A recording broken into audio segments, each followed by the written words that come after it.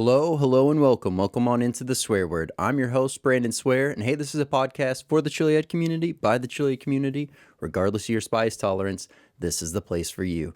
Man, we have an amazing episode here tonight. We have two sauces on deck, an amazing guest locked and loaded, and a very fun game planned, ready to go. So, episode 88 starts now.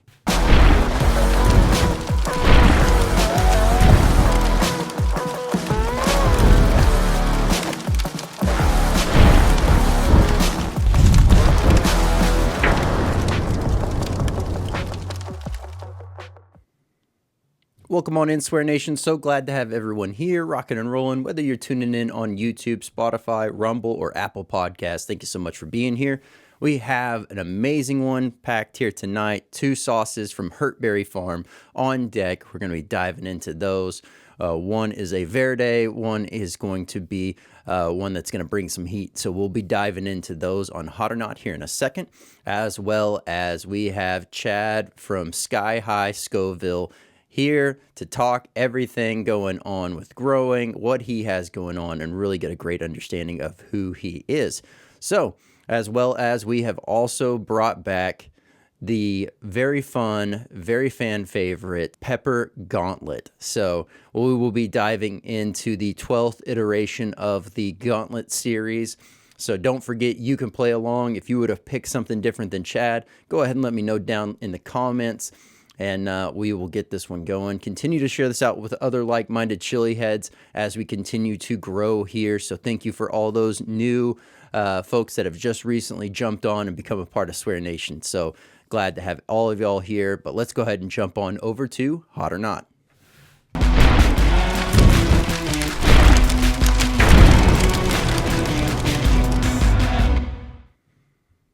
All right, hey, welcome on into Hot or Not. Have an amazing lineup here today from Hurtberry Farms. So we will be diving into the Paradox as well as Viridescent.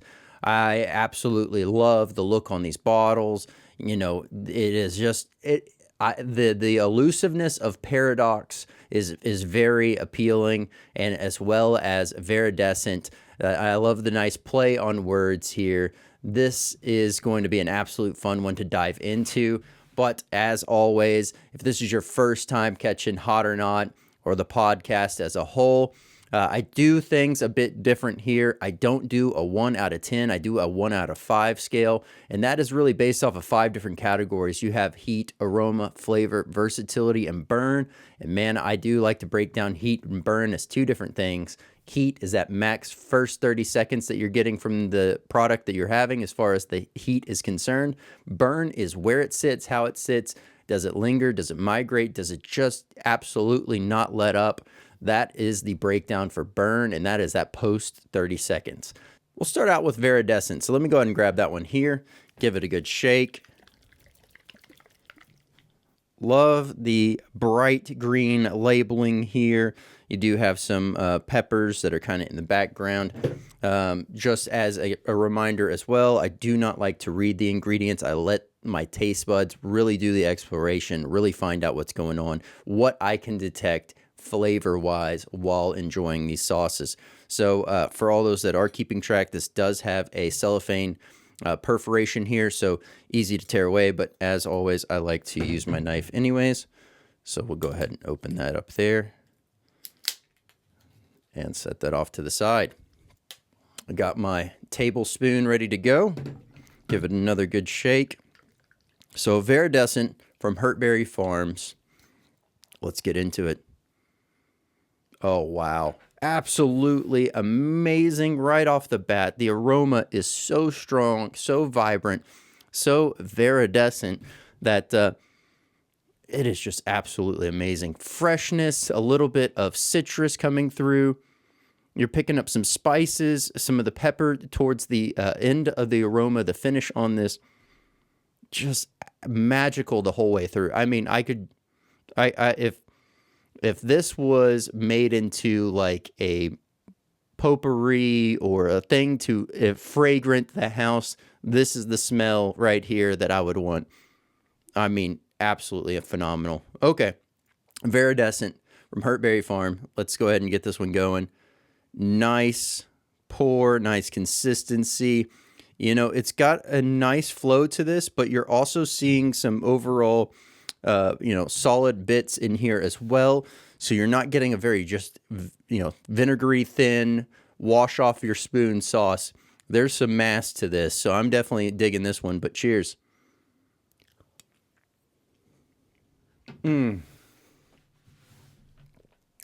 Wow. Wow. Viridescent. Absolutely amazing.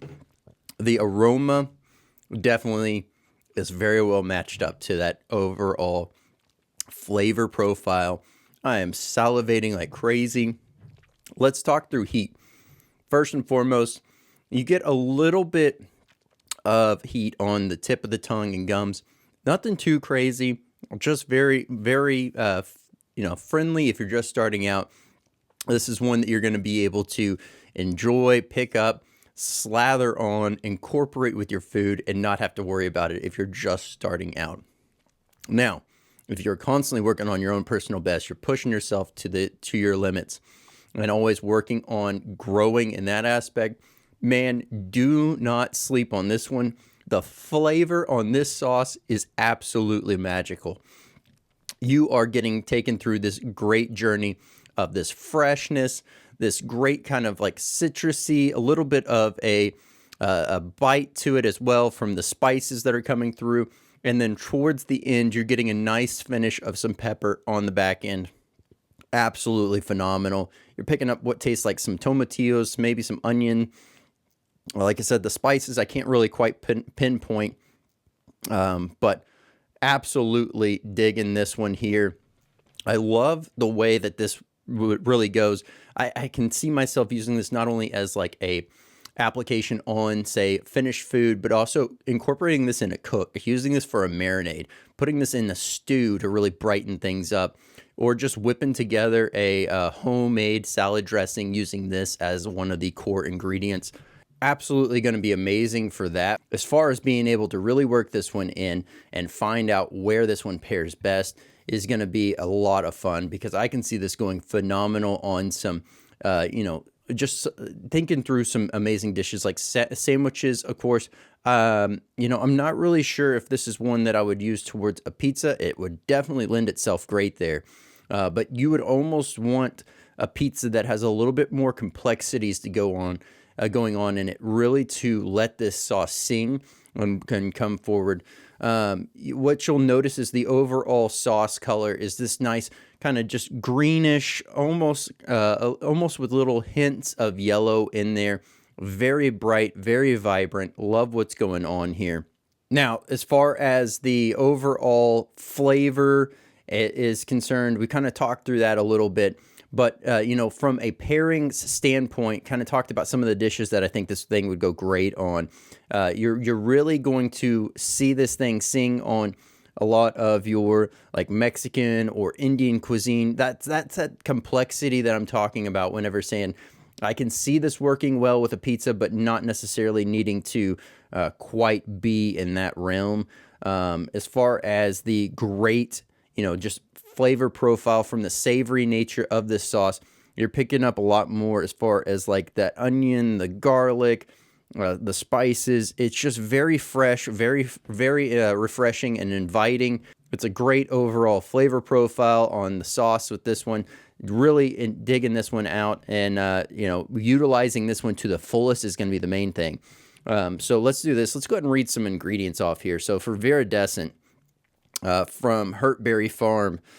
So we have ingredients of, so water, white vinegar, fresh tomatillos, fresh green bell peppers, fresh serrano peppers, fresh jalapenos, fresh yellow peppers, scallions, fresh scallions. Then we have sugars to be organic cane sugar, kosher salt, fresh squeezed lime juice, coconut cream, fresh garlic, and then we have garam masala, and then where is it? There it is.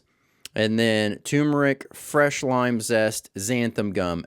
Absolutely amazing use of these ingredients, being able to pair this the whole way through. Really that creamy smoothness that is pairing this all together and letting this very bright citrus notes come forward is that coconut, that overall coconut cream that's coming in here. Both with that lime zest and the fresh squeezed lime juice provides that beautiful level of support that you need to be able to have that flavor carry forward and not be overpowered by anything. And as I was saying, with this really being kind of geared to being friendly for those just starting out, with, you know, heat sources of the jalapeno and the serrano really speaking through here, you're not really overpowered by any stretch from a heat standpoint, but loads, just gobs of flavor and amazingness going on with this sauce. So all right, so here we go. Viridescent from Hurtberry Farm. We have heat coming in at a 2, aroma of a 4.4, flavor of 4.3, versatility of a 4, and a burn of a 2 for a total swear word rating of 3.34. There we go. Another amazing sauce. This one is from Hurtberry Farm. Absolutely love what they're doing with this Viridescent. It is absolutely amazing, flavor packed. Cannot wait to jump into the next sauce here from Hurtberry Farm, Paradox. So let's go ahead and grab that one here now. All right, give this one a good shake here, and we will get this one going. So once again, this is Paradox from Hurtberry Farm, and let's see here. It does also have a perforation. Go ahead and give that a nice cut, pull that along, and toss it over to the side. Give it a good shake. This one definitely seems quite a bit thicker as to where Viridescent had a nice overall flow. Paradox seems to be nice, thick, and geared towards looking like it's going to be bringing some nice heat. Nice, deep, dark red on this sauce here. So looking forward to it. Oh, wow. The aroma on this one right here for Paradox is absolutely amazing. There's a smoky nature to it. There's a little bit of what smells like some onion or some garlic going on. And then you get a nice pepper finish towards the end. The smoky, savory part of this is absolutely enticing. Dancing on the nostrils, loving this one. Let's go ahead and get a nice pour going here. So for Paradox from Hurtberry Farm, oh yeah, look at that. Look at that pour. Very nice hold on this sauce. While it is a thicker sauce, it does come out pretty easy once you get it going. So nice hearty spoonful here. Oh yeah. The complexities do open up a little bit more on the spoon as you get more of a surface area. You're picking up a lot more of the smoky, a lot more of the garlicky notes, the roasted notes. There's some of those like notes that are just dancing on the nostrils more than others. But all in all, very well balanced, very playing very well with one another from what I can smell going on in here. So cheers. Oh man. Absolutely amazing. Let's talk through that one. Second that it hits the mouth, you're graced with this amazing, smoky, savory, creamy, a little bit of a, you're definitely getting the pepper notes, but you're also getting a touch of just a little bit of an earthy note as well. Absolutely phenomenal. There are bits in there, so you get some nice texture to the sauce, and overall is absolutely amazing. That tastes almost like a roasted garlic as I was kind of chomping down, little nodules of amazingness throughout that. So absolutely digging this one. Heat wise, let's talk through that. So the second that you get it in, you get a good bit of the savory, the overall greatness that's kind of coming through there. And then about 10 seconds in, you start to really feel it hit the gums, hit the lips, hits the tongues. And then it starts to gravitate slowly towards the back of the throat.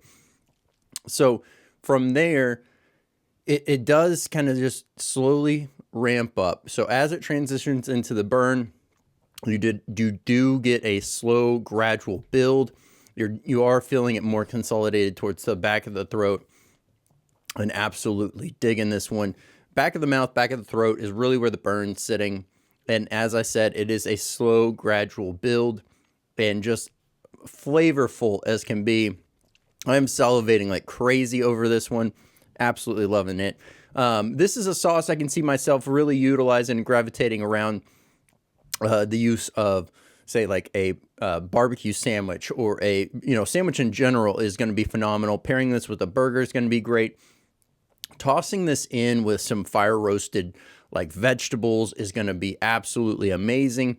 Being able to incorporate this in a marinade, in a rub for a barbecue.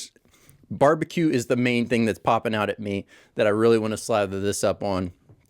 That's going to be phenomenal on pizza, on tacos, on quesadillas. Anything kind of Mexican, it's going to do phenomenal with that as well. But man, oh man, this one is definitely endless on what you could do and what you can do with this sauce. So, just kind of thinking through, we talked on versatility, we talked on the burn, the heat, the aroma, the flavor. So let's do this. While we have all that, let me put the cap back on and we will go ahead and read off some ingredients here. Once again, this is Paradox from Hurtberry Farm, and ingredients are white vinegar, water, cayenne pepper, sugars, that is the organic cane sugar, and then kosher salt. There we go. Toasted garlic, toasted onion. That's where that great nodular bite of the texture in that, just like a flavor burst of this garlicky goodness through the sauce. Absolutely love that. Love the way that it's delivered. Next ingredient is smoked paprika, ghost peppers, and xanthan gum. That makes sense as to why it was a slow build and really just ramping up. With this being a ghost-powered sauce, as far as the heat source, it is very common to find that type of heat delivery being brought in. So absolutely amazing sauce there. Let's read off some scores here. For Paradox from Hurtberry Farms, we have heat coming in at 3.45, aroma of 3.85, flavor of 4.12, versatility of a 4, burn of a 3.6, for a total swear word rating of 3.81. There we go. Amazing sauce. That is Paradox from Hurtberry Farm. Absolutely amazing. Love the smoky complexities that are going on. The delivery of the heat on this sauce, absolutely phenomenal. If this is a sauce that sounds like it would be great for you, this is one that you're going to be able to incorporate and use if you're just getting started, and to incorporate in sauces in moderation. Work yourself up, find where you're comfortable, continue to enjoy that journey. If you're constantly working on your own personal best, this is going to be a nice medium to high heat sauce depending on where your tolerance is at. Absolutely amazing. What I'll do is I'll have the direct links for these down below, as well as a link to the main site so you can check out the full lineup from Hurtberry Farm. And let's do this. Let's go ahead and jump on over to the interview.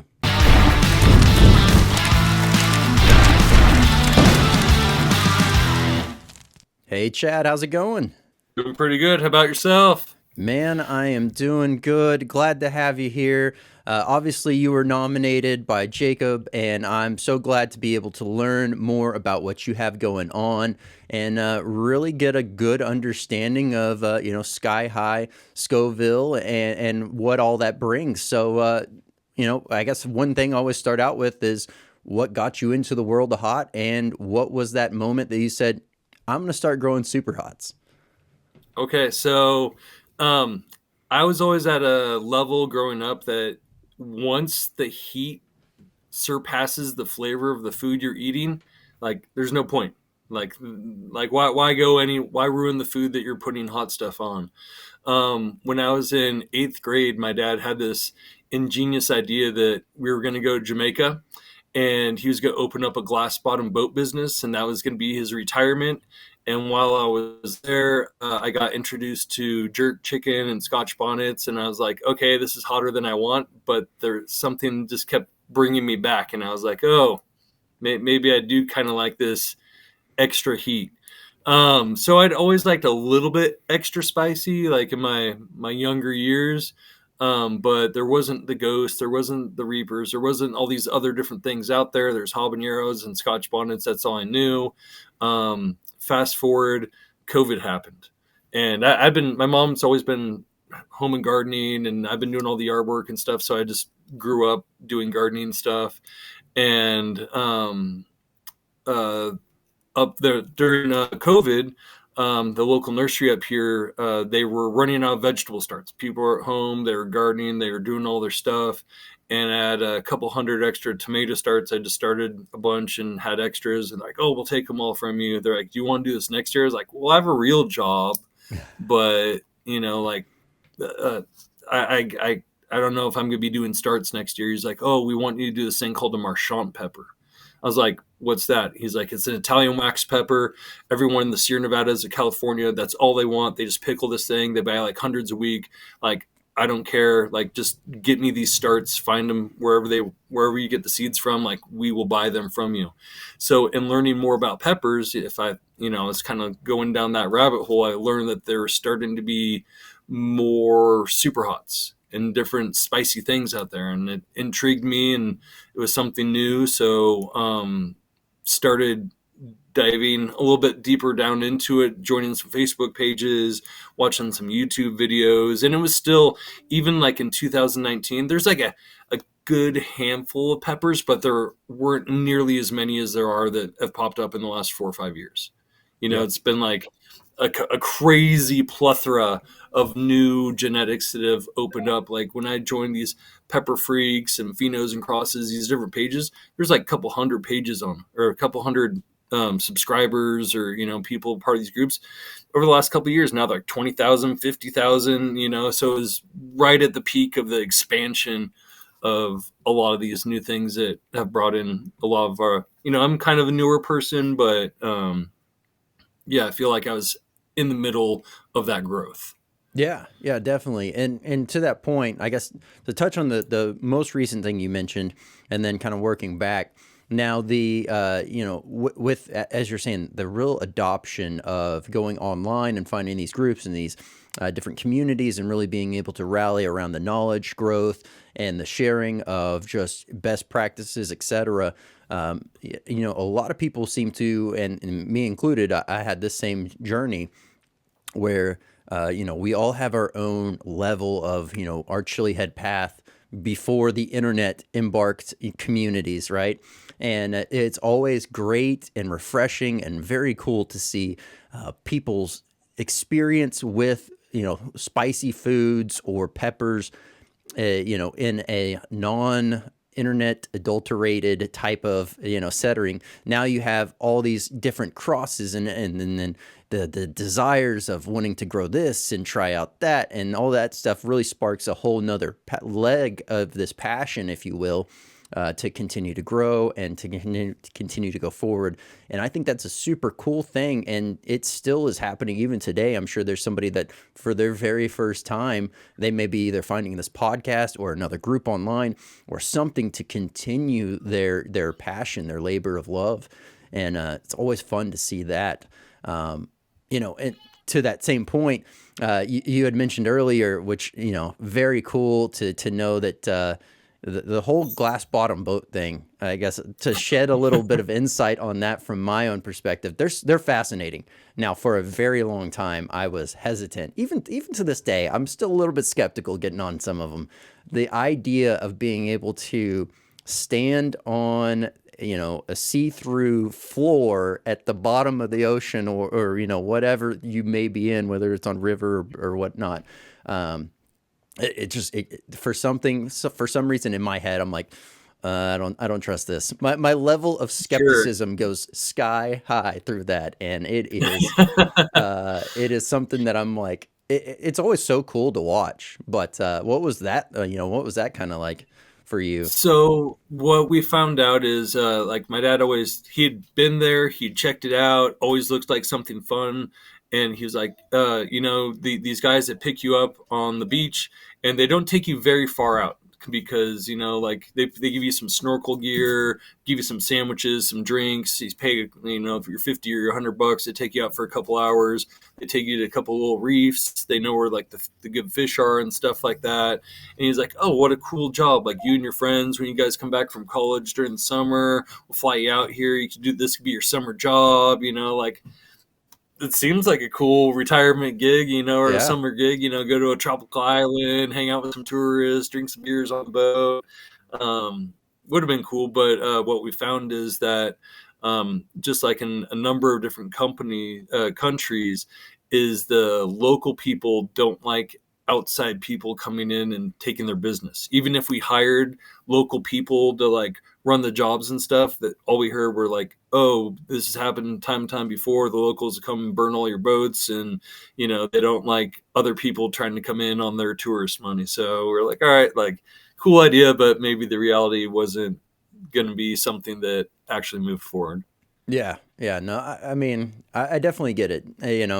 If you are consolidated to that island and that island is not only your home but your livelihood, I can see where you would be hesitant to competition. But yeah, no, that's it's a shame to hear that that didn't really pan out quite as planned.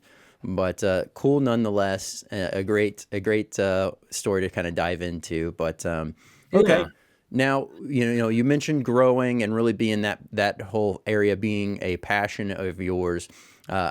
Looking at your grow pictures online, you're not just growing extreme super hots. I've heard from quite a few others that you have a very nice garden outside of just peppers. So, how long have you been running a sizable grow, and does that grow support just you and your family, or what does that look like? So, I guess like I was saying before, like back in the day when I was growing up, my mom was in the house and garden in the newspaper a couple times a year. We were on like an acre property, but she had rose gardens and fern gardens and all sorts of landscaping. And before I could go out and play with my friends, I had to do like a couple hours of yard work every single day. That was like my allowance. Even before school, I had to like go and blow the whole driveway and rake the leaves and stuff like that. So it was just kind of ingrained in me, whether I liked it or not. Moved away to college, was in an apartment for a year or two, but then we moved out to a house out in the orchards up in Chico, California.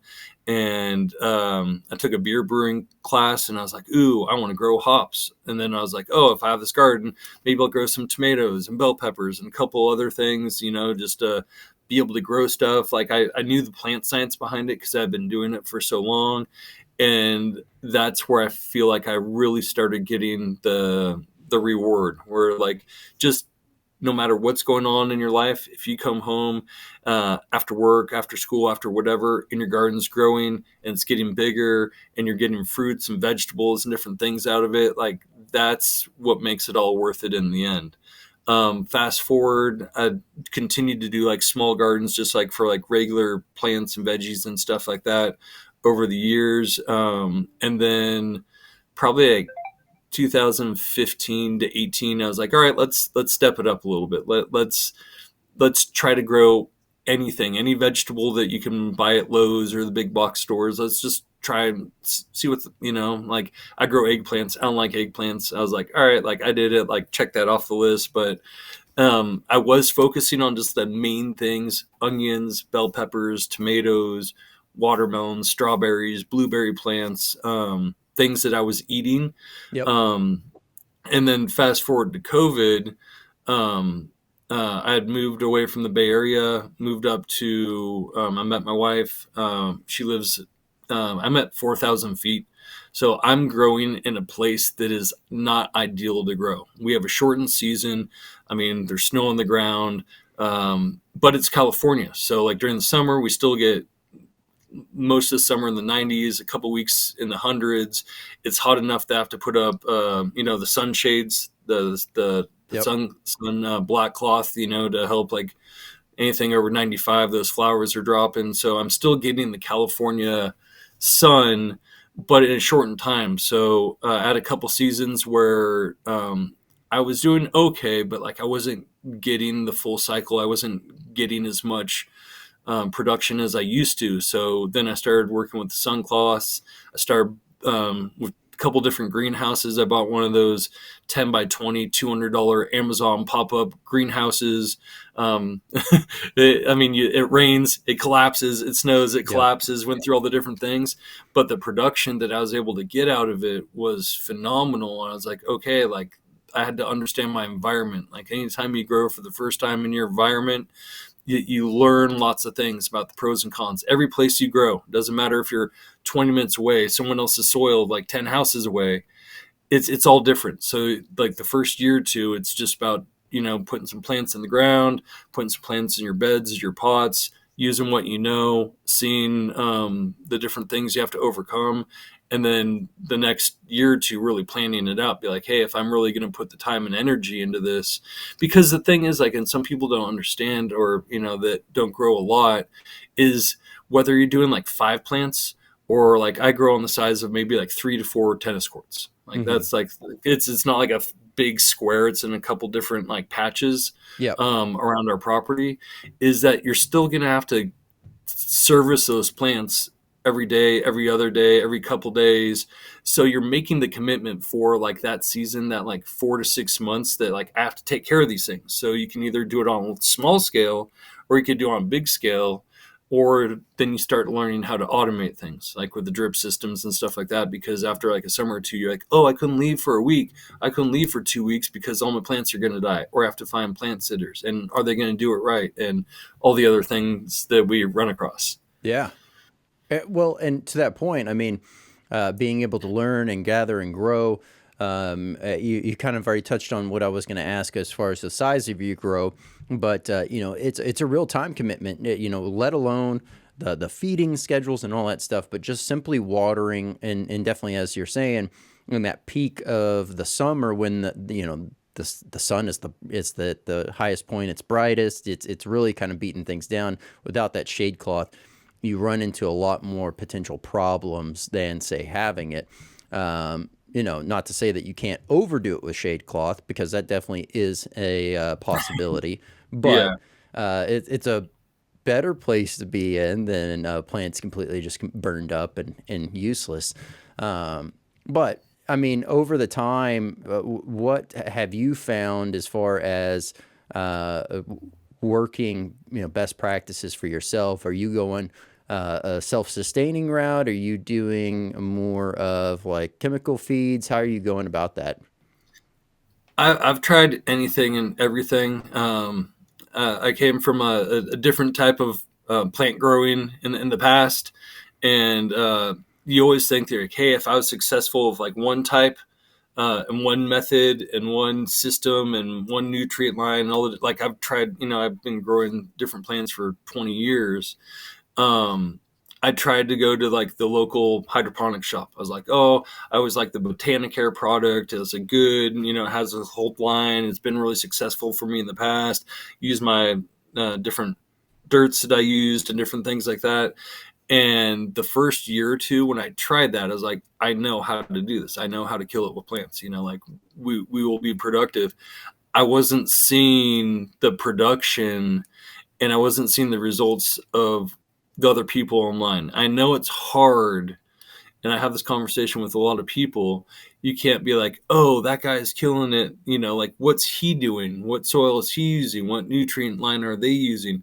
And like, you can follow those steps, but it doesn't necessarily mean that you're going to get those same results, because the water's different, the air is different, the humidity is different, the soil is different, everything's different. So like, and that's why I say each location, whether you're doing inside, outside, in pots, in ground, it's always going to be different. It's great to have some fundamentals and different things that you're like, that like are your road to success, Yep. but you have to be open. And I had to tell the guy that I got my first plants from, I was like, hey, I tried to ball it a little bit harder because I know that I can kill it, but I have to bring myself back down to a neophyte. I know nothing. What do you do? Like, please, like, tell me what's going on. What do I need to do?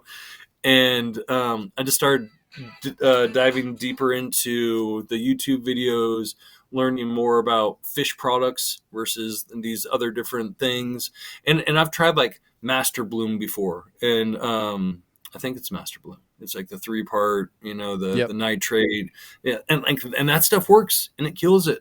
But then also I saw these people because like we're addictive personalities out there, and you're like, okay, I'm killing with the peppers, but like what else can I grow? Like, yeah, I grow tomatoes and all these other things, but then people on these Facebook pages, different things, are like, hey, I want your peppers. I'm like, oh yeah, I keep some of these on the DL, like I'm not releasing them. They're like, oh, I have all these other peppers. I'm like, I got all those, because the first couple of years I just bought like 20 or 30 boxes of labeled boxes from people all around the world. And I was like, that's where I started my collection, because everyone said, hey, when you buy seeds, you never know what you're getting. Mm-hmm. But when you buy boxes and you buy labeled peppers, at least you can be like, hey, it might have been crossed with something, but I know what I pulled seeds out of, and I can grow it the next year if it shows similar traits. And then you match it up to like the profiles on the internet. Is this a true version of this? Is it not? But I ended up with like 300 or 400 varieties that I grew for the first couple of years, trying to figure out which ones grow the best in my area, which ones are the most productive, which ones are the hottest, which ones taste the best, to kind of figure out which ones are my staples, because it was so hard to find like the best of each category, because everyone's going to have a different experience. Everyone's going to say their varieties are the best. You don't know until you try them yourself. So like I'm one of those many growers is like, all right, I'm going to grow like 150 different varieties for the first 2 or 3 years, and then figure out like kind of like what my staples are, which ones are the hitters. And now that's more like, I still add in some new ones every once in a while, but like I have my hitters, the ones that I grow every year. I know that they produce. I know the heat level. I know what the public likes. I know what my buyers like. But when I started looking at pumpkins and tomatoes and sunflowers and these other things, there's these people, like I'm growing like 2-pound tomatoes, and they're growing 17-pound tomatoes, the size of a Golly. basketball. And there's these people, like I started trying doing pumpkins. First year I did a 27-pound. Last year I did a 181-pound. But there's these people doing like 1,200 pounds, 2,000 pounds. I'm like, I'm using the same nutrients and the same stuff that they're doing. Why aren't I getting the results? Obviously, I know that I don't have the growing season. I have plenty of light. I have like good light during the day. I have decent heat during like the summertime. But they're like, hey, it's all about creating that living soil. Like Yep. they're like, it's all about using these fish products, creating the beneficial bacteria, the mycorrhiza, doing the cover crops during the off season, keeping your soil alive, not just using fresh bag dirt and making your mix and throwing your plant in it. Because as soon as you do that, like the soil's not charged. Yep. There's elements. You put the down to earth products, you put your azomite and your BioLive and the fish products and all these different things in the soil. But how long is it going to take for all that stuff to be activated, break down? Like, yeah, you see your plants using that and thriving like months further on down the road. But those first couple months, it's like, how do you get the jump start? And the greenhouse Yep. really helps do that, because, like in the next week or two, like right beside me, I have a couple racks over here. My plants already go. They're already like 2 to 4 inches tall, but I don't have the end of my frost date until the end of April or the beginning of May. So, being able to put stuff out in greenhouses and keep them warm and running the heaters and doing the things gives you that advantage, because then you can put plants that are now in 1 gallons or 5 gallons into your 15 or 20 gallon pots. And that gives you that advantage to play catch up, because Yep. I'm truly growing against the odds up here. Yeah, yeah, definitely. And to that point, there was a few things that popped up that I was going to touch on. So, are you growing mostly in pots, or are you doing in ground? First question. Second question: do you do crop layering, or do you keep your peppers completely separate from themselves? Or are you growing other crops with those peppers? So great question. I do a variety of different things, because based on the shade and the light in my yard and where I have to grow. Unfortunately, we have an epidemic, if that's the proper terminology, of ground squirrels, moles, voles, everything. Like, you walk out there, you walk any land up here, any of the properties, like you're just walking along, and all of a sudden your feet just start sinking in the ground, because there's just so many tunnels. And the first couple of years, I got pillaged. Like, I'd have 6 foot tall tomato plants. The next day they'd just be wilted. I'm like, what's what's going on with this thing, and the bottom like 4 inches of the tomato plant's just gone with a hole underneath it. And the next day, the next one would come. The next day, the next one would come. And I have like the gopher hawk and the pellets and the gas. I've used like any possible way to fight these things, and there's just too many of them. Like I get rid of some of them, but once you commit and putting that much time and energy into a plant for months, putting all the special nutrients and the feeds and all the stuff, it's kind of like when a deer comes and eats it. You're like, I didn't grow these plants to feed animals. I Yep. grew them to for a specific goal to have a great production.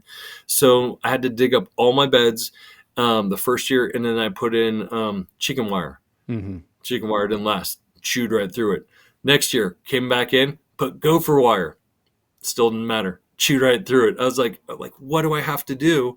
So in these beds, like 2 years ago, I went and I put in a 2 inch layer, maybe like an inch layer of cement at the bottom of every single bed. And then I put some 1 inch PVC pipes, and they're only about like maybe like this tall. But in each bed, like every 2 feet, I have like one or two that faces down to create drainage, so I don't Mm-hmm. waterlog my soil. But that's the only thing I've been able to do to keep the stupid gophers, moles, ground squirrels, and all the stuff from coming in and eating my plants. So I have maybe like 8 to 10 beds that are numerous different sizes and shapes. Um, and then everything else that I grow, like all my blueberry plants have metal cages, underneath them. To do the pumpkin plant, oh man, it's so tough. It's so annoying because with pumpkins, each vine that grows out, every leaf that pops up, it shoots a root down. So it's not, Mm-hmm. you don't have to just worry about where the plant is planted. You have to cover like a whole like 15 by 20 foot, 25 foot patch, Yep. and you just really have to be on it. Anytime you see any of that land that's popped up anywhere, you just have to be attacking those stupid little ground squirrels or whatever they are. But all the main peppers, I've for a long time I did 5 gallon pots just because I was trying to see. I was growing so many. I just want to see all the different varieties, and I got good production off them. They got like 3 to 4 feet tall. Got like anywhere from 25 to like 200 pods off of each plant. But then you go online, you see these people with like the 6 or 8 or 20 foot tall plants, and they're getting like hundreds of pods. I'm like, all right, like I want to start. Sometimes less is more.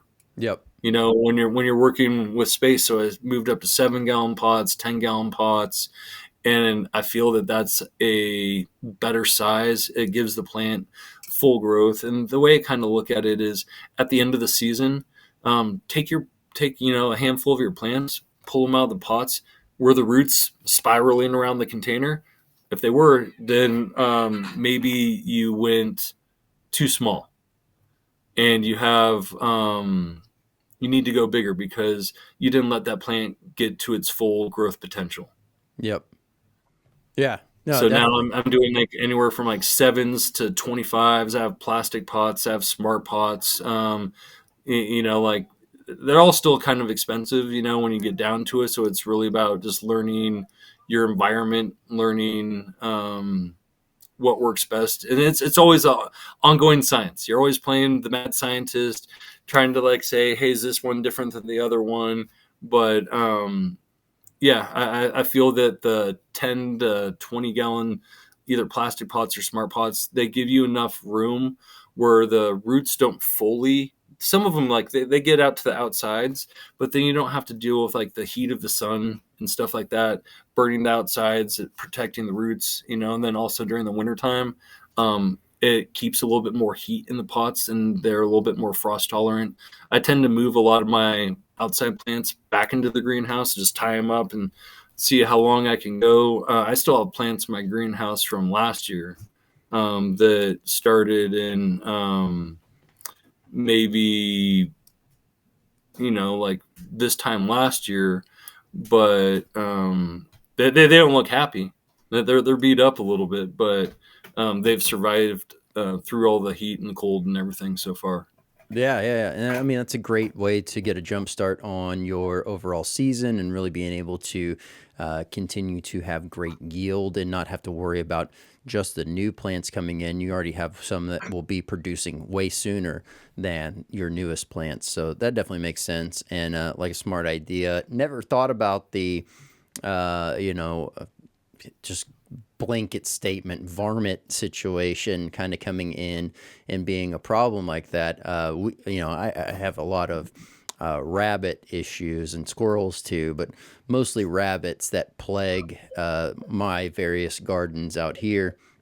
And yeah, to that point, tried a whole bunch of things. The only thing that seems to preclude the rabbits from coming in is like a dual layer of chicken wire, and that just keeps them and make sure that it's, I believe, if I remember correctly, it's either 4 foot or 5 foot high, so they can't just jump over it either. It's not as simple as like an animal being able to scale in there. So that's been the only saving grace from that standpoint for me. But yeah, that completely makes sense that you would be trying different methods, and it sounds like you got some pretty creative ideas flowing by putting down the concrete layer and having that drainage pipe. Definitely, useful for anyone that might be also experiencing that, or just, I mean, that would also make sense as to be something that could work out great for the overall, just like individuals that are struggling with bad soil, and really being able to have them have that concrete barrier under there to, build up the soil that's above that, right? So just kind of thinking of use case and how that could benefit them. So yeah, no, I mean, awesome. it's a lot of extra work. It was backbreaking. Like, it was frustrating having to dig up all my beds and move all the dirt for a third time. But you just commit so much time to your plants. You're like, I can't take the loss. Like, it's not worth my time and energy even growing if there's a chance that I'm just going to lose these things. Yep. Yeah, no, I mean, absolutely. Makes perfect sense there. From a logistic standpoint as well. You gotta, not only you're protecting your time, but you're also protecting the money that you've put into it. So yeah, no, definitely. Okay. Now to touch on that, but also highlight some other things that you have going on. So, Primo Wrecking Crew, growing there, delivering pain, all over to help fuel these competitions as these competitions get going. But you also have a competition that you are hosting as well, or are you co-hosting? I can't remember your exact. Yeah, so kind of how I got into the Wrecking Crew is, Jacob and I have been friends for a number of years. We've kind of shot each other a couple leads on some different, like, movie gigs and TV shows and different specials and stuff like that over the years. And a couple of years ago, because we're pretty close, they were looking, or the League of Fire was looking for some peppers in January, and they're like, oh, like, even right now, we have this, we kind of have this, like, bubble where America isn't producing peppers because it's off season. But because I had a greenhouse, I still had like 20 or 30 plants that are producing pods in January. And they're like, Jacob's like, hey, Chad's got pods. He's got hot ones. A lot of the stuff, the genetics came from him. He's like, he's growing my stuff. I know it's good. So I was able to supply some of those for, like, there's a tiebreaker match. And, talking with Troy and what they're trying to do, it's kind of just, we're like, hey, we want to put on these events. We want to get people exposed to these hot pepper eating challenges. We need some good quality growers that can supply pods throughout the different years, through different time zones. And we have a team of, like, maybe like 5 to 10 of us, depending on, like, what year and, like, what's going on. And we try to supply peppers for these different competitions during different times of year. But it's hard. It's really hard in the off season to get pods for these events. But it's an honor, not it's a privilege, not a right, to be part of the Wrecking Crew. It's something that I've been excited. It's like that next step where you're like, hey, I'm not just selling pods out to people to make sauces and different things. It's actually going towards something where people are coming out, the people that eat the hottest of the hottest, they want to really show that they deserve these belts and they want to take it to the end. That also puts a little pressure that I like to have on myself to grow at a higher standard. I need to make sure that I have the hottest stuff, that I'm putting out the best quality product so that I can really put these guys through the gauntlet, because I don't want to make it be something easy for them. But a couple of years ago, there were some League of Fire events in California. Even Midge put one on in Sacramento a couple of years ago. And it takes time and energy. You got to rent out a place. You got to get all the permission slips. You got to do all the things to run an event. And just doing a League of Fire event by itself, I think that'd be tough. Yep. How I kind of got into this whole entire idea was last year when I entered my giant pumpkin into the giant pumpkin contest up here.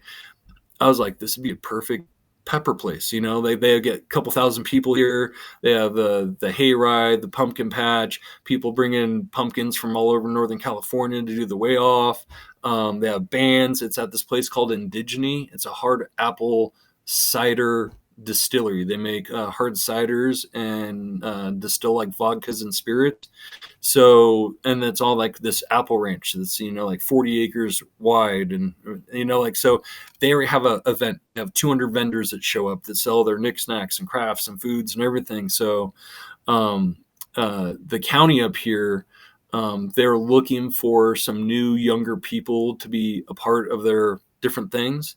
So they actually asked me, they're like, hey Chad, like, we know you're like the pepper guy up here. You sell your starts to like all the nurseries up here, like through social media and through the nurseries. Like, I kind of made a name for myself. And they're like, you might be like one of these new younger spirits that we're looking for to bring like a new younger generation of gardeners and growers and stuff like that. Do you want to join the Tuolumne County Agricultural Department board?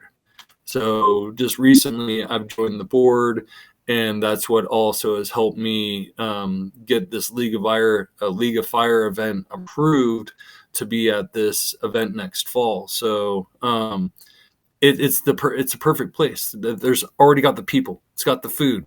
It's got other things going on. So to add on a hot pepper eating competition to something that's already going on just seemed like an easy no-brainer. There's not a lot of extra setup that needs to be done other than organizing the actual event itself and getting some contestants. And we got a handful.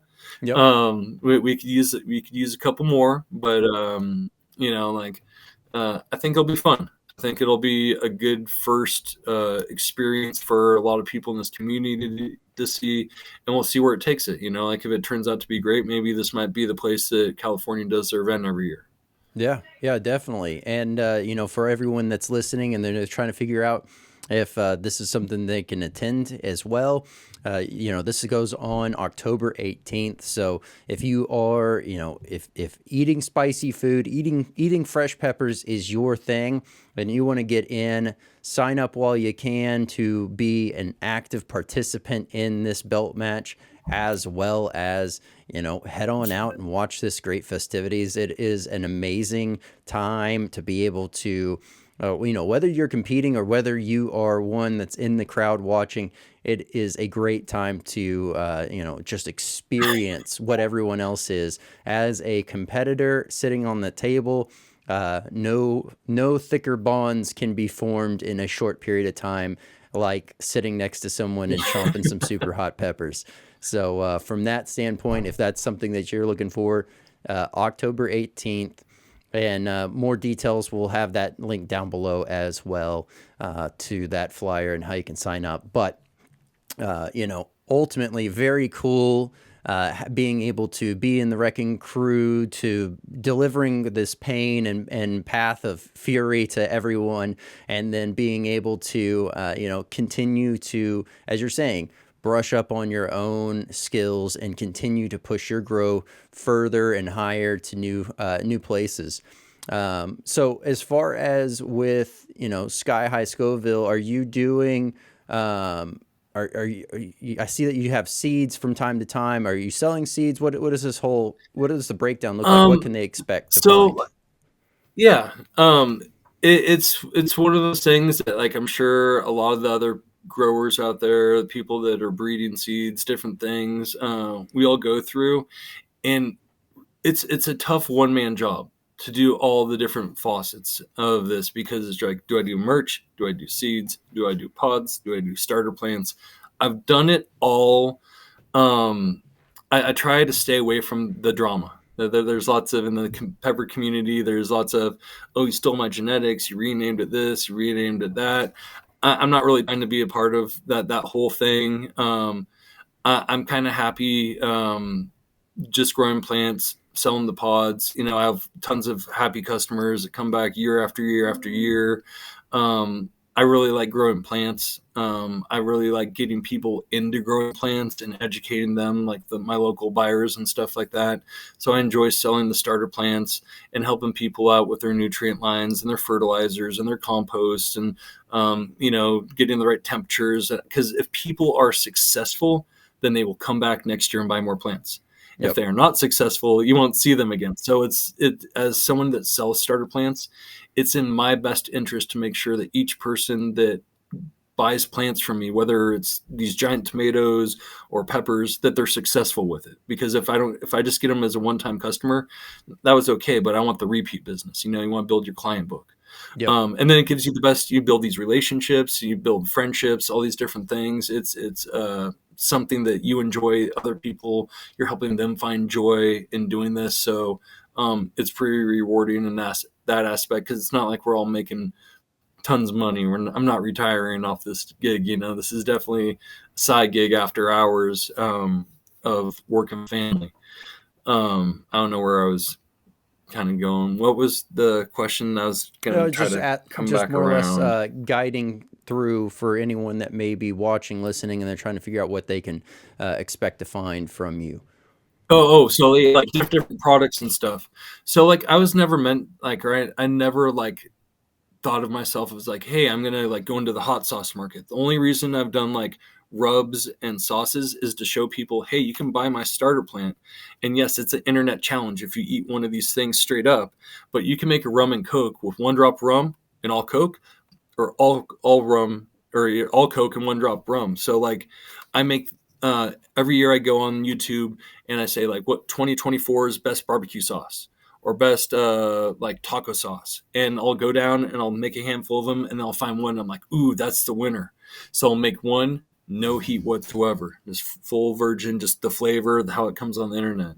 I'll make one that per gallon of sauce I'll put in like half a teaspoon of dehydrated pepper powder. And then I'll make one that's maybe like 4 or 5 tablespoons because I feel like if you do more than that, it starts compromising the flavor. I'm fully a flavor first person. I'm not the biggest fan of how Superhots taste. Yeah, like I'm the president. I'm also a user. Like I taste every single one of the peppers I grow because if I'm selling a plant to someone, I need to be like, hey, this is a sweeter one, this is a fruitier one, this one's heats like this, it grows like that. Like I need to be able to explain the experience to each person. But like I still want to go to flavor first. So like I make a couple batches of sauces a year that I sell out to friends, family, people on the internet. Like I'm not doing anything big commercial. Like it is an expensive thing to get into the legitimate sauce market, especially when you're dealing with fermentations and having to work with all the licensing and everything like that. I'm lucky enough that I partnered up with a fellow disc golfer that lives maybe like an hour or two north up by Sac. He is a culinary chef.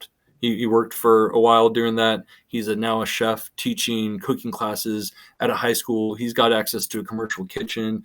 He started buying peppers off me and dehydrating them. And he has a whole line of barbecue rubs of, like 10 or 15 different kinds. It's through Bomber Disc Golf if you want to check them out. But when we started doing that, that's when I started going like, hey, like fermenting peppers was cool. But when you're dealing with all the pHs and all the different things like that, like it comes at a couple extra steps. Yep. But if you cut your peppers in half, put them in a food dehydrator, dehydrate them, give them a powder. And then when I sell my powders, I just tell people like, hey, in your refrigerator, you have 15 or 20 different sauces that are your favorite things that you love to eat on all your foods. You can just take a little powder, put it in the bottle, shake it up, and all of a sudden your favorite sauce or favorite flavor has been intensified, and you can set up your own different thing.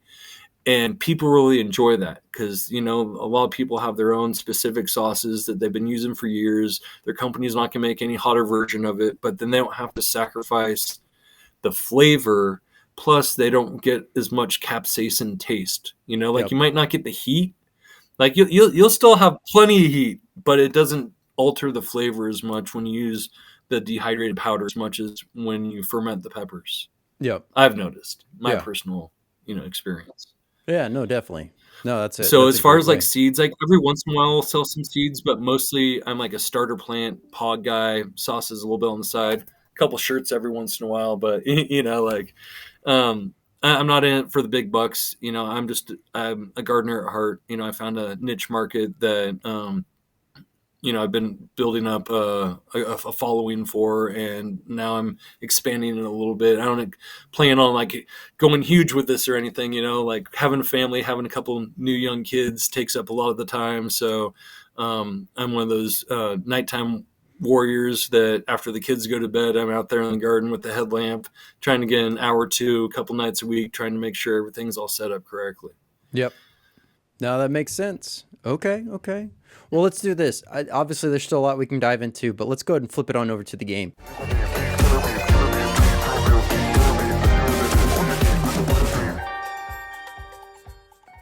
All right, here we go. We have the Pepper Gauntlet. This is iteration number 12. So there's been the Sauce Gauntlet, there's the Pepper Gauntlet, and the most recent addition is the Spicy Gauntlet. But up tonight, it only seemed fitting to have the Pepper Gauntlet. So, to give you and all those that are watching and listening the context, now there are going to be many peppers shown and displayed here, and you will have to make the decision on who moves forward. The reasoning and rationale is completely up to you.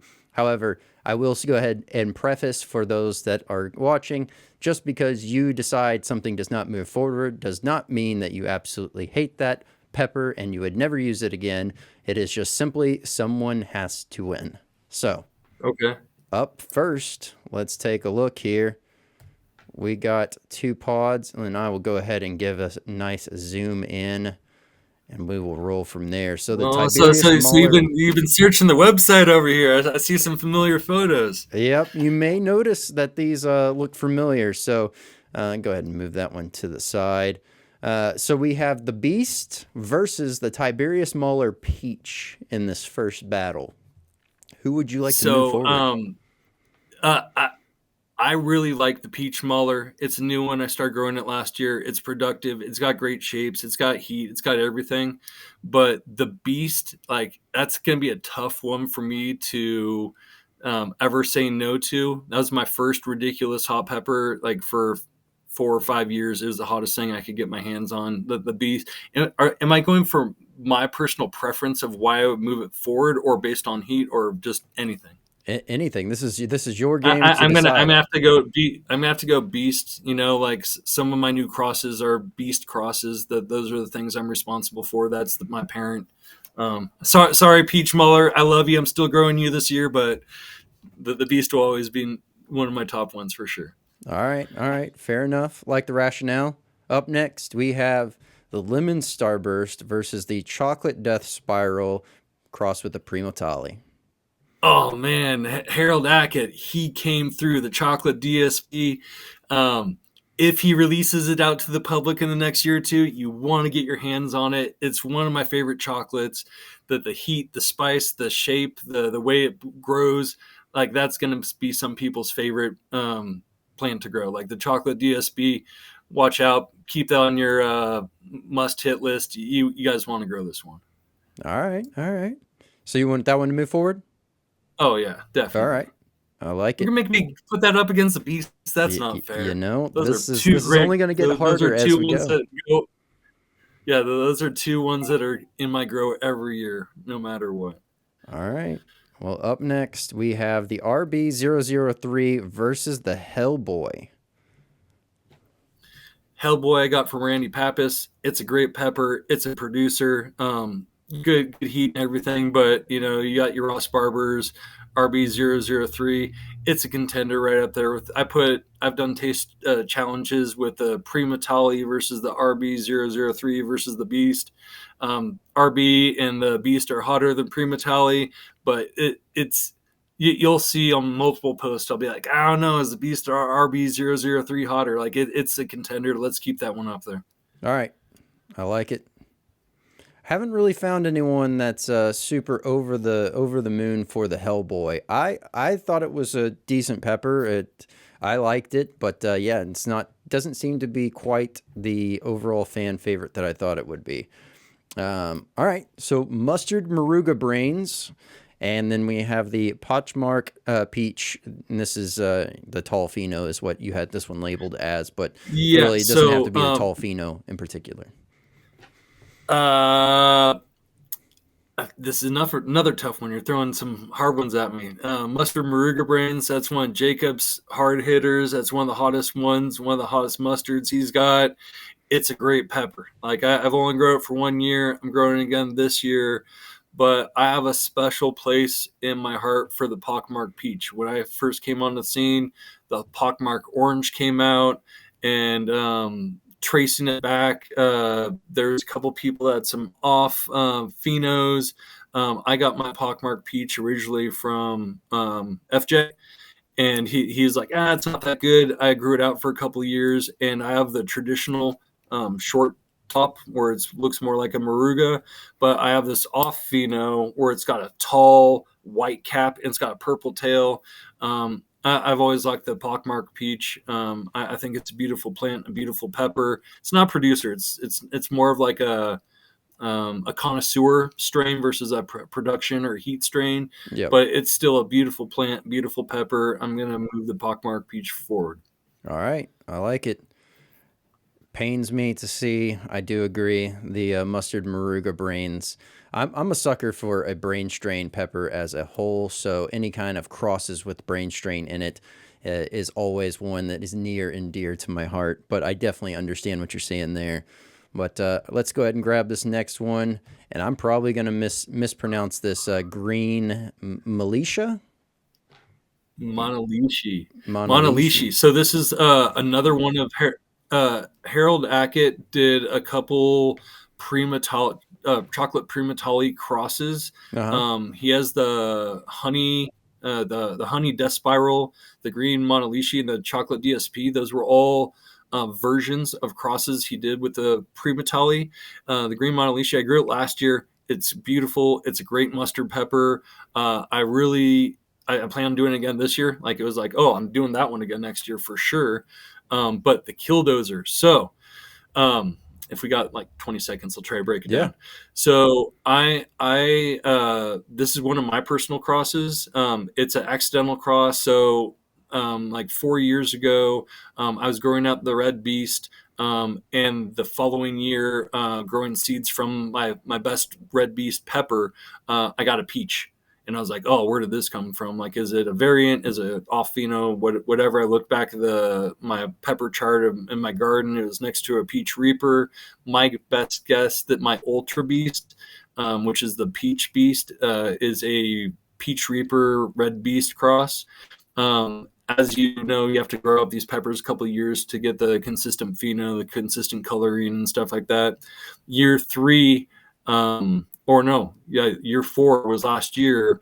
No. So year 3 growing the peach. Last year I got a white pheno. No. year. So the first 2 years I grew the red. Then I got the peach. Then I was growing out the peach. 2 years later I got a yellow. I have a yellow off beast pheno. And then growing out the yellow last year, I got this white one, and it's ridiculous. All the pods look amazing. They have these crazy shapes. It's bright white. It's killer hot. that this might be my flagship moving forward. So I thought the Ultra Beast, the peach one, was going to be my number one, but this white one, both of them are right there. Killdozer, that's going up on the chart. Sorry, I had to give the backstory, but no one knows what that is. And Killdozer came from that Colorado guy that drove the tractor through town because they're all kicking him out, and he went on, put all the metal plates on there and just, punish the town. So I thought that'd be a cool name to run with. We'll see how it goes. This is gonna be year 2 on it, so I'm obviously not releasing any of the genetics on that one for a couple of years till it stabilizes. Yeah, no, makes sense. So Killdozer moving forward. Yeah, Killdozer is gonna be. Remember that name, folks. You'll see more of that one coming out in the future. That's a great one. All right, there we go. I like it. Well, that might have answered this next one, so I might have Killdozer on here twice. So if I do, so I have the Beast White. Yes, so the Beast White would be correct, because the Killdozer, before I saw it, I was like a little shady yellow. That was still the Beast Yellow. But if you let it sit on the plant long enough, it goes to that bright white.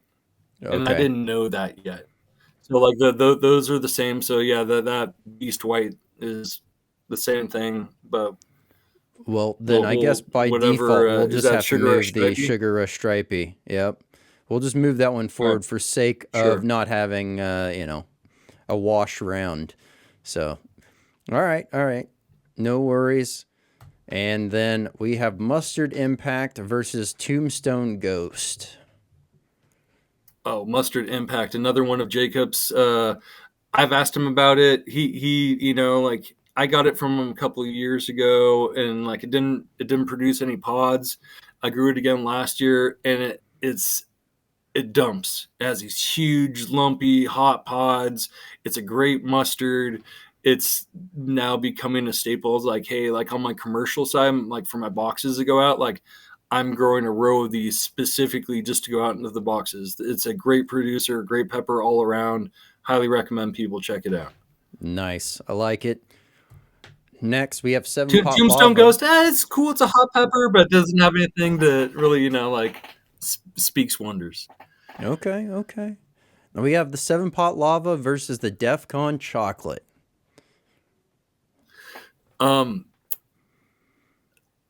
Neither of them are on my good list. I mean, like they're both like so. And this is kind of like as a pepper grower, someone who's grown like hundreds of varieties.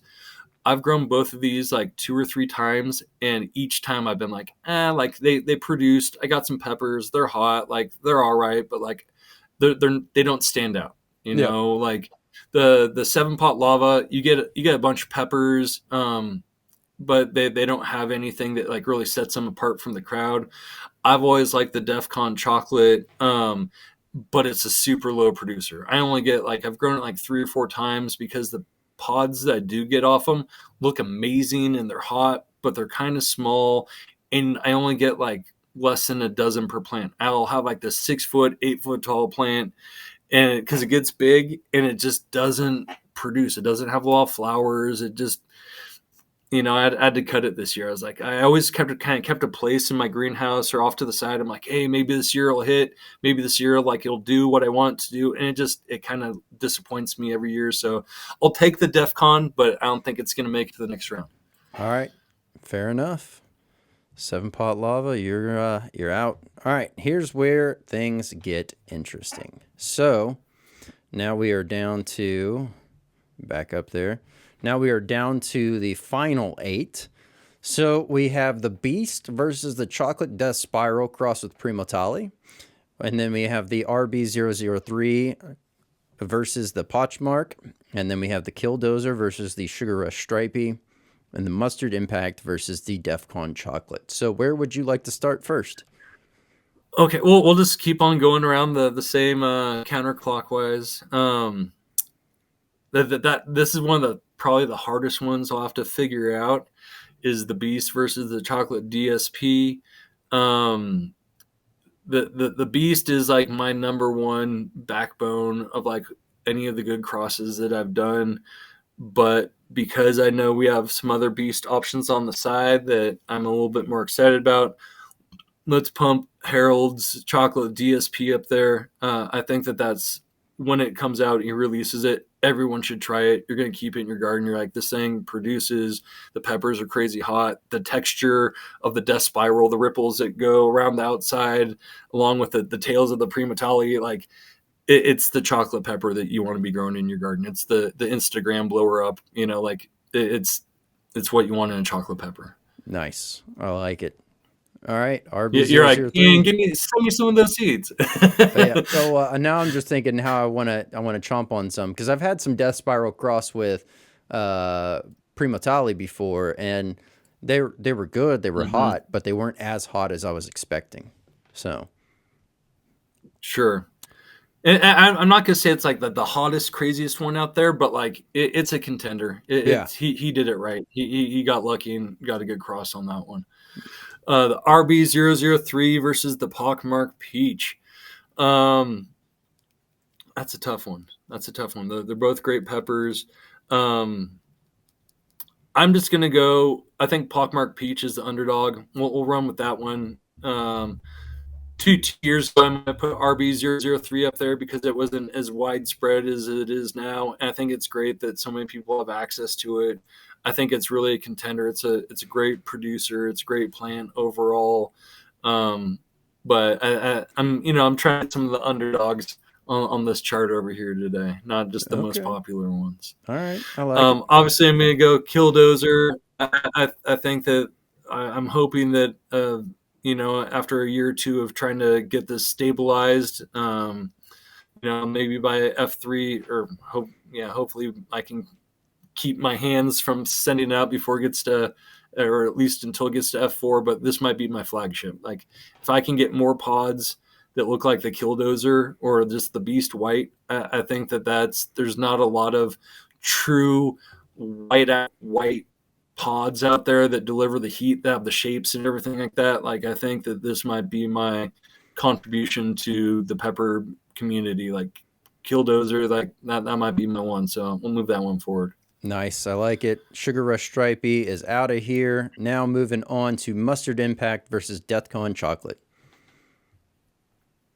Let's give it to Jacob's Mustard Impact. I know he doesn't know the full lineage of it, but man, like that's a great pepper. It's a great mustard. I grow a bunch of different mustards. That's one of my top 2 or 3 by far. Nice, I like it. And here we go, the final 4, the Chocolate Death Spiral crossed with the Primatali versus the Pockmark versus the Killdozer versus the Mustard Impact. Here we go. What would you like to move to the final round? Let's do Chocolate DSP against the Killdozer. All right. Easy enough. And the battle begins. Now I'm going to go ahead and increase the size on both of these just for the dramatic effect. Now we have the Killdozer versus the Chocolate Death Spiral crossed with the Primatali. Where are we taking this one home? Man, this one's tough, and I'm glad this is on my own personal preference. And I hate to toot my own horn because the Chocolate DSP, I think it's like an F3 or F4 right now. It's proven. All the plants I grew of it last year were consistent. It's something that I plan on growing from here on out. As far as the chocolate, it's one of my favorite chocolates. But the Killdozer, the White Beast, which is it came from the Peach Beast, which came from the Yellow Beast, which got me to the Killdozer or the White Beast. I've never seen any pepper that looks like that before. And I think that's going to be, again, one of my contributions to the pepper community. So I'm going to toot my own horn and go with the White Beast Killdozer on that one. All right, there we go. We have a winner But there. all those that made it to the set. Yeah, I was saying all those ones that made it to the second round, those are all in my lineup this year. 100%. Like those are all the Beast, the RB003, even some of the other ones. Like you chose a lot of great peppers. There's only like 2 or 3 on here that I'm not growing in my grow this year. Nice. Okay, there we go. Killdozer takes it home. Love it. Absolutely amazing. A great way to have this one pan out. Definitely want to be keeping my eye out for the Killdozer, everything that's going on with it, as well as really being able to track and see how, you know, the impact and the heat and the way that it just delivers onto the scene. I can't wait to see how that one pans out and watch the genetics continue to build and get stronger. So, man, absolutely fun way to kind of break things up. But now is a nugget of knowledge. This is going to be geared towards those individuals that are growing. So we can either do a growing tip here, or someone that's just trying to figure out how they can, you know, if jumping into growing their own plants and Superhots are really kind of for them. So however you want to take that from there. I'm gonna say that after growing for like 20 years, like what's the one thing that I've done in the last year or two that's really pumped it up to a significant amount?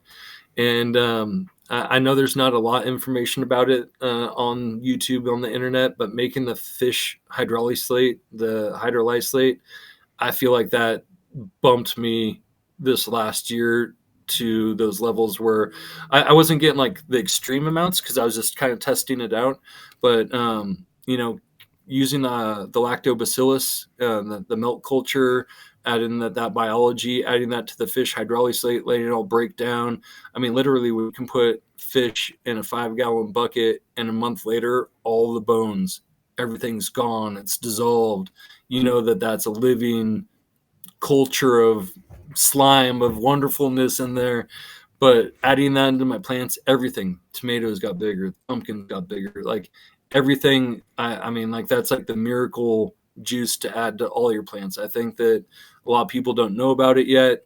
I'm releasing like my number one secret that I've been using, but like even that the Viking gardener, he's got some. I've been following his recipes. It's been working out.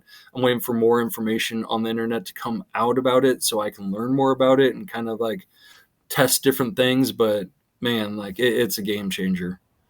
And for like a new gardening, uh, there's a thing out there. It's called Recharge. It's like use some rainwater, put a little half teaspoon of this powder in there. It creates compost tea for your starters, for your veg.